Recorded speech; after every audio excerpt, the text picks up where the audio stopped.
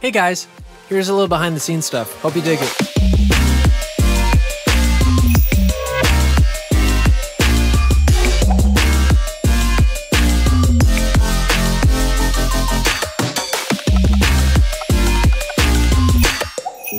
First we had to fly to China, and we actually had this 12-hour layover, so we decided that we were going to go to this local temple called Nanputuo so we could pass some time. So we just made it to the Nanputuo temple.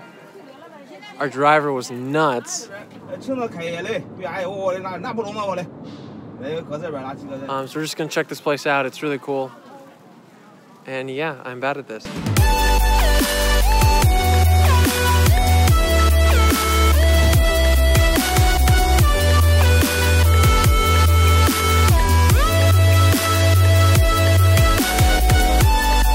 Then we headed back to the airport so that we could get on our flight to Manila.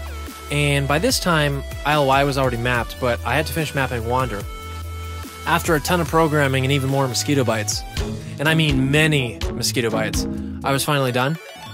So I took them up on the roof so I could test them out. But honestly, I wasn't too happy with the results visually. So we decided that in the morning we were going to go to this spa in Antipolo, which had this incredible view. But we got there and we filmed there, and I actually wasn't too happy with those results either. I mean, don't get me wrong, the view was amazing. It just didn't come out how I wanted. But it wasn't a complete waste. You know, at the spa, there was this incredible infinity pool that we stayed at for a bit.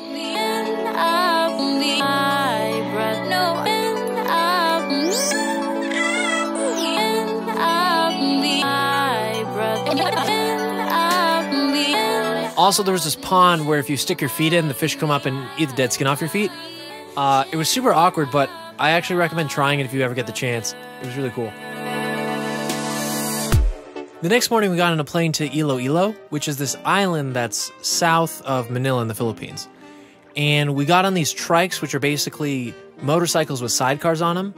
And that took us to the van station, where we got on a van with a group of people and took about a 2-hour drive to Rojas.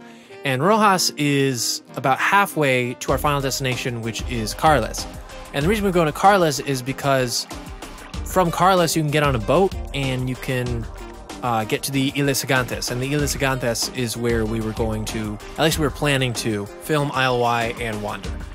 So we were going to get dinner there and stay the night until the next morning when we had to take another trike and go back to the van station to go to Carles. Also, dinner was great. 10 out of 10.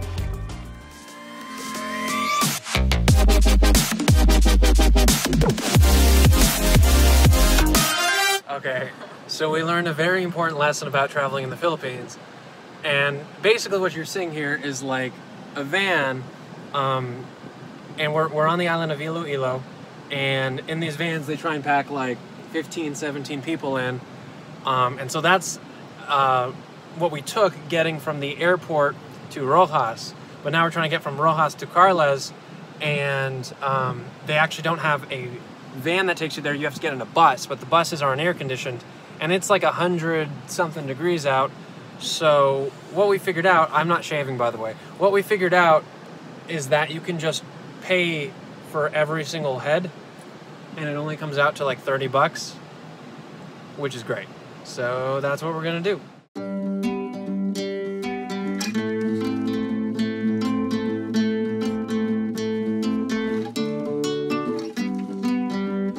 That began our 2-hour trip to Carles.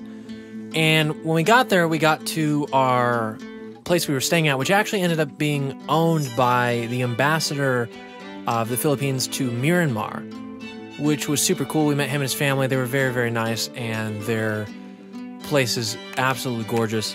I'm not going to show too much of it out of respect for them, but here's what our bathroom looked like. So I wanted to take my drone out to practice flying because we were going to be using it on all the islands. And while I was flying it, there was actually these kids on the beach. And I was just flying it past them, and then they started chasing after it, which I thought was super adorable. So here's the origin story of the Beach Boys.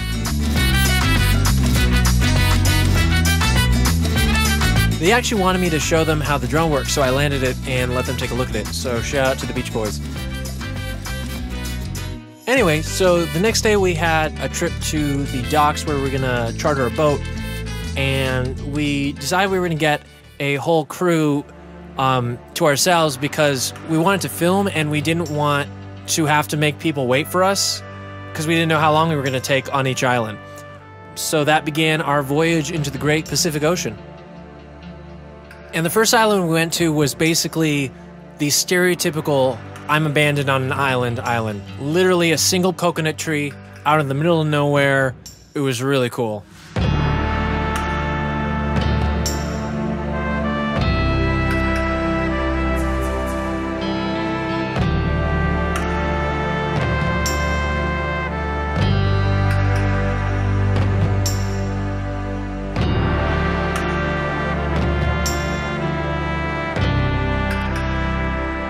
So we got a bunch of takes done for Wander, and as soon as we were done with that, we hopped back in the boat and we made our way to the next island.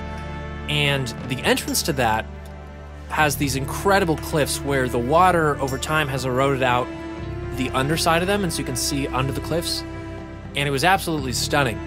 Now, as you approach the island, there's like this dock where you basically go up this ladder, and that takes you into the cliffs. And on the inside, there's this lagoon. But when we got there, it was actually low tide, so normally there'd be about 6 to 10 feet of water there, but when we were there, there was no water. So I thought that would be a great opportunity to try and film for ILY, since that only happens a few hours in the day. But what I didn't realize until after the fact was looking down at the MIDI fighter was not actually too nice to look at because there was all that mud.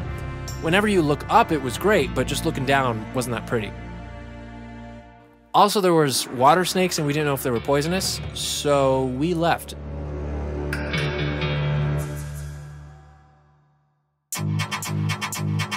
So after that, we went to our next destination, which was Antonia Beach. And if you're going island hopping in Ilha Gigantes, that's basically where you go to get lunch. That's because they're not exactly restaurants, but just a bunch of little shops where people and fishermen sell their very freshly caught scallops and fish and, clams and all that. So we got a basket of scallops and it was really, really good. You can also go hiking up this cliff if you so choose. It's really cool. It kind of reminds me of like the tail of a dragon or an alligator or something. Anyway, after that we went to this sandbar, which to be honest was my least favorite of all the islands. There were a bunch of shells which were super cool, but other than that, there wasn't much to look at. The last island was actually what we'd come all this way for, Cabugao-Gamay. I haven't seen anything like this anywhere in the world. It's absolutely stunning, and I know I've used that word a lot, but this is truly a unique place.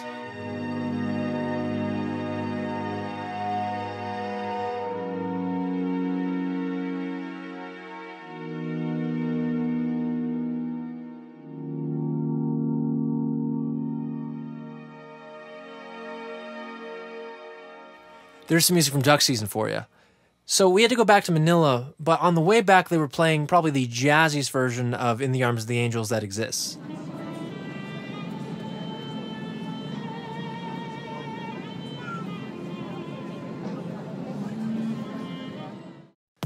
So we made it back just in time for New Year's, and let me tell you, New Year's in the Philippines is very special. They start at about 9 a.m. as soon as they wake up, and it goes until like 3 a.m. on the 1st. And it is just non-stop fireworks and noise.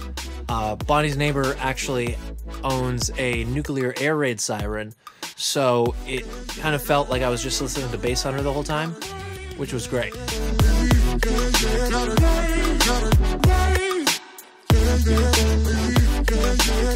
So we were looking at all the footage we had, and we still weren't happy with what we had for Wander.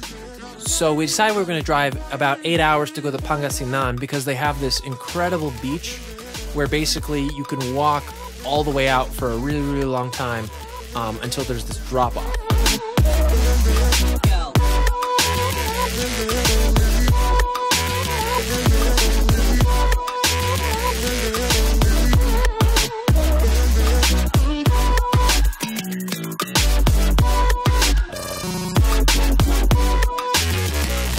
So like this entire area you can walk through. It's only about 2 feet deep.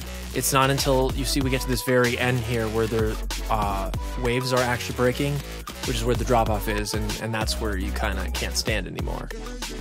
And that's actually where the main part of Wander was filmed. So if you guys like videos like this, let me know. I'm planning to do more of them, you know, as I go to different places and film videos on the Launchpad and on the MIDI Fighter. Be sure you guys follow me on Instagram, on Twitter, and all that other stuff, so that while I'm working on these videos, you can still keep up to date with what's going on. Anyways, thank you guys so much. Hope you're doing well, and I'll catch you in the next one.